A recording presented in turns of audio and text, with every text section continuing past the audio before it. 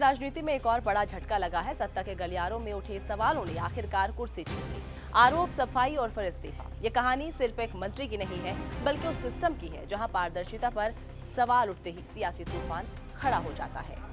नेपाल के गृह मंत्री सुदन गुरुङ ने अपने पद से इस्तीफा दे दिया है और ये इस्तीफा ऐसे वक्त में आया है जब उनके व्यावसायिक संबंधों को लेकर बड़ा विवाद खड़ा हो चुका था।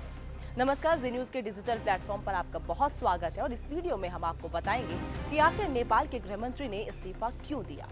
सोशल मीडिया के जरिए उन्होंने खुद अपने इस्तीफे का ऐलान किया और लिखा कि निष्पक्ष जांच सुनिश्चित करने के लिए वो अपना पद छोड़ रहे हैं ताकि किसी भी तरह का हितों का टकराव जांच प्रक्रिया को प्रभावित ना कर सके। नेपाल में सियासी हलचल तेज है। गृह मंत्री सुदन गुरुङ के इस्तीफे ने कई सवाल खड़े कर दिए हैं। गुरुङ ने फेसबुक पोस्ट में साफ कहा है कि उनके खिलाफ उठे सवालों को उन्होंने गंभीरता से लिया है, खासतौर पर उनके निवेश और शेयर बाजार में हिस्सेदारी को लेकर जो चर्चा हो रही थी वो अब राजनीतिक बहस में बदल चुकी है, एक बड़ा मुद्दा बन चुकी थी। उन्होंने ये भी लिखा कि आरोप और सच्चाई एक नहीं होते, फैसले सबूतों के आधार पर होने चाहिए, भावनाओं के नहीं। लेकिन सवाल ये है कि आखिर ऐसा क्या हुआ, एक गृह मंत्री को इस्तीफा क्यों देना पड़ा। आरोप था कि गुरुङ के कारोबारी संबंध उन लोगों से थे जिन पर मनी लॉन्ड्रिंग के केस चल रहे हैं। इनमें से एक नाम था व्यवसायी दीपक भट्ट का, जिन पर पहले से जांच चल रही है। दावा यह भी किया गया कि गुरुङ ने अपनी संपत्ति घोषणा में कुछ निवेश छिपाए। स्टार माइक्रो इंश्योरेंस और लिबर्टी माइक्रो लाइफ जैसी कंपनियों में निवेश की जानकारी सामने नहीं आई और आरोपों की फेहरिस्त यही खत्म नहीं होती।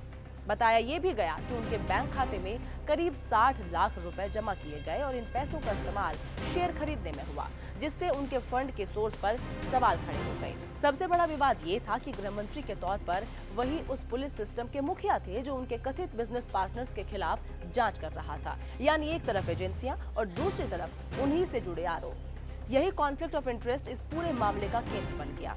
विपक्ष ने भी इस मुद्दे को जोर शोर से उठाया। विपक्ष का कहना था कि जो सरकार भ्रष्टाचार के खिलाफ लड़ाई का दावा करती है, उसी सरकार के मंत्री पर वित्तीय अनियमितताओं के आरोप लगना बेहद गंभीर मामला है। हालांकि गुरुङ लगातार सफाई देते रहे।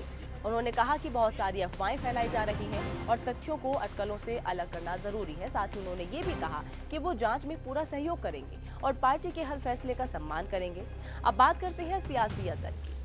प्रधानमंत्री बालेन शाह की सरकार के लिए ये दूसरा बड़ा झटका है। इससे पहले भी 9 अप्रैल को श्रम मंत्री दीपक कुमार शाह को पद से हटाया गया था। वो भी मामला कम विवादित नहीं था। आरोप था कि उन्होंने अपने पद का गलत इस्तेमाल किया। उन्होंने पद पर रहते हुए अपनी पत्नी को स्वास्थ्य बीमा बोर्ड में बनाए रखा। इस पूरे घटनाक्रम ने ये साफ कर दिया कि नेपाल की मौजूदा सरकार के सामने सिर्फ प्रशासनिक ही नहीं, बल्कि नैतिक और राजनीतिक दोनों तरह की चुनौतियां भी खड़ी हैं।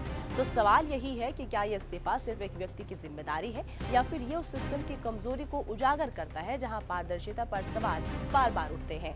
फिलहाल सुदन गुरुङ ने जांच का सामना करने के लिए फैसला लिया है, लेकिन ये मामला यहीं खत्म नहीं होता। अब सबकी नजर इस बात पर टिकी होगी कि जांच के नतीजे क्या होंगे और इस बात पर कि क्या सच सामने आता है या सियासत फिर से हावी हो जाती है।